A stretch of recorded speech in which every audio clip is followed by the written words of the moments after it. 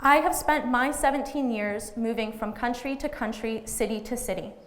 St. Louis, Oklahoma, Houston, Aberdeen, Cologne, Dusseldorf, and now Amsterdam.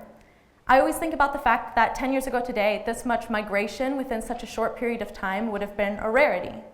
But in today's modern world and its growing diversity, this type, my type of internationalism, is becoming increasingly common. Hence, I stand before you all today, an international crowd at an international school. When I was invited to come speak here today, I had many options of what I could talk to you about. I'm not a professional, I have no degrees, and unfortunately, I'm not a child genius. So, what do I talk about? I came to the conclusion that I can only really speak about what I know. And what I know is my own life and my own human experience, which has been moving and flipping my life upside down. As I already said, I'm an international individual. I'm also an avid member of the Model United Nations and have devoted a large part of the last 4 years of my life to debate and political legal studies. I am also a huge believer in humanitarian rights, which initially stemmed from that MUN debate culture. But I communicate those beliefs through social media platforms, deeming it as human rights advocacy. So from all of this, what do I talk about? I made the decision that I would talk about the words yes and no, and how to cultivate a lifetime of opportunity. 2005 was the first year of many in my life that encompassed complete and absolute change. Change, meaning residency, culture, school, friends, and the list goes on. We moved from Houston to Scotland, my family, along with hundreds of other American expats under the influence of oil companies' employment and relocation. We lived and socialized within a set bubble of American expats, all in the exact same living situation as our own, which meant that although we lived here in Aberdeen, we were continuously surrounded by our own nationality. And I see that all around the world today, wherever I live, and it's an incredibly difficult thing, and I'll tell you why. It's a missed opportunity for integration and the development of a new variety of international. 2 years after moving to Scotland, my parents divorced. And it was a divorce of arguments and tears. My world not only changed forever, but it completely flipped on its axis. The world that I had known and the life that I thought that I was going to lead, a normal life, disappeared. And there went all of the opportunities that I thought I was going to have. We all had to start from scratch in my family, but my mother had to start from scratch before me or my brother. She had to find a job, and she became an international school teacher here in Aberdeen at the International School of Aberdeen. My 7-year-old bubble, my little 7-year-old world, changed forever. Within the space of 2 years, I learned that not only were castles actually real, but I learned what marital separation meant. And I learned that my father would be moving to Jakarta, Indonesia. Suddenly, my world, my tiny seed of a life, went from being that tiny seed of a life to being an entire forest. Everything became huge, and everything became terrifying. An all-encompassing, dark, dense forest. And with that pop, the expat bubble that we had been a part of burst and dissipated and completely ceased to exist. We were no longer a member of the oil community, and so, like my parents' marriage, it faded. And without even realizing it, my mother, my brother, and I became integrated into the world and culture around us, and we fell in love with Scotland, and we fell in love with the world around us. We dug our feet into the soil of that dense, dark, scary wood, and we began to grow a new opportunity. As I said, my mother became an international school teacher, and once her contract was up here, she received a job in Germany. And so, that's what we did. We moved. We repotted our plant and uprooted ourselves. So let's talk about divorce for a second. Divorce, and I will tell you now, and many others who go through a broken household will tell you the same, is a nasty, nasty thing. And it brings out qualities in the people that you love and in yourself that you never knew existed, and forces those characteristics to become their primary traits, at least temporarily.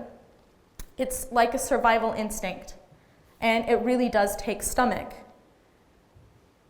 It was easy and immediate and human to feel and think at the time that my parents divorcing was an ending to all opportunities and to everything that I thought that was going to happen, all preconceived notions of a normal life.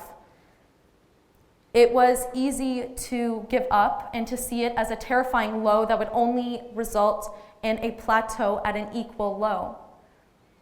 But my household breaking is the biggest opportunity of my life. And I know that sounds really bizarre, but bear with me. I told you a list of things that came from my parents divorcing.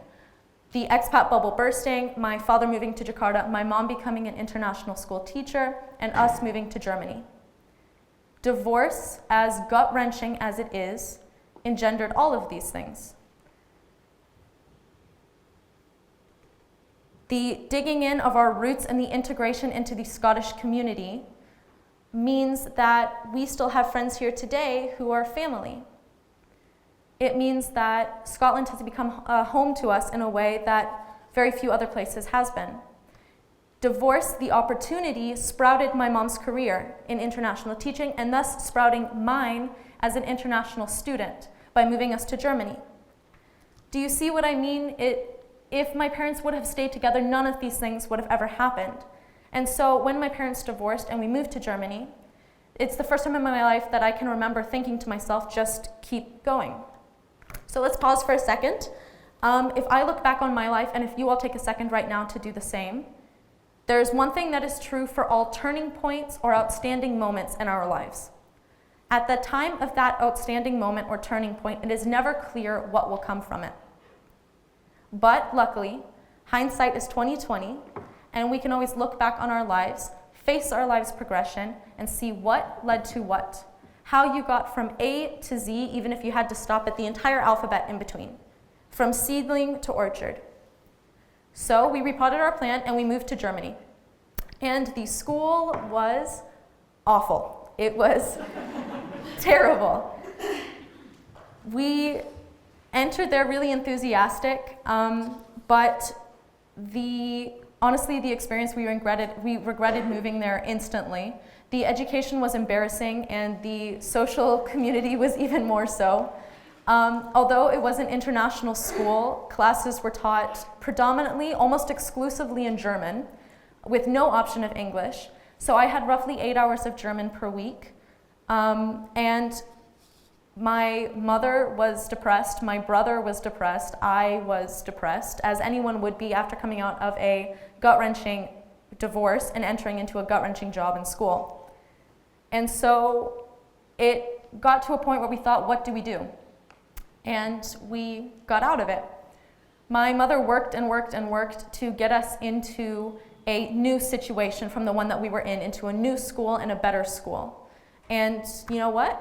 That's what happened. We went to a new school. And so, new opportunity. My mother was now the head of the science department at this new school in Dusseldorf.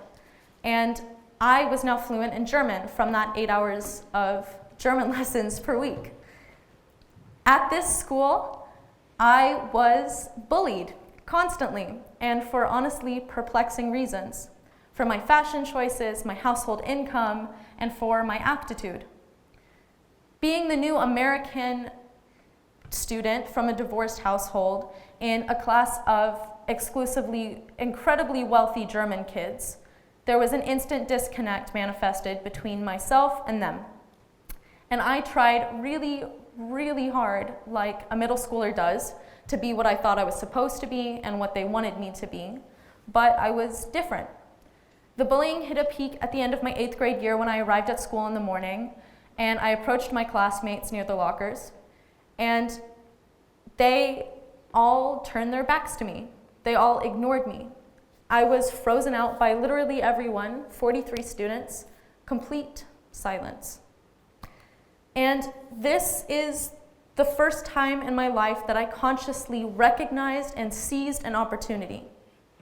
So, when they bullied me for my clothing, I changed my perspective to see their criticism as an opportunity for true individuality, and I became a kid with a unique sense of style. When they called me the poor kid, I paid them absolutely no attention because I knew that I was proud about the fact that my mother worked in the education sector, and frankly, I thought our apartment was cozy. When they made fun of me for being smart, I began to tutor other students, and I joined the student council in order to develop a voice and a vision. I became a student advocate, and I put myself in a position of power, and that has led to me becoming student council president at every school I've attended since. So what I'm trying to say here is that I tried to make my little world a better one. I saw the world around me and the situation that I was in, and I did my best to make it as beneficial for me as it could be. The dried up, wilted sapling that had been created from our horrible experience at the school before blossomed and flowered, and life got better.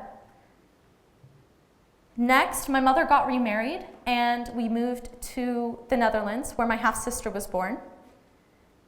And I entered this new country community and school with the tall perspective that I was going to relish in every opportunity that I could, and I was going to lead my fullest and most beneficial lifetime. I now have friends from every corner of the globe. I quickly learned Dutch, and I've traveled the country for debate. Opportunity, opportunity, opportunity, and I seized all three.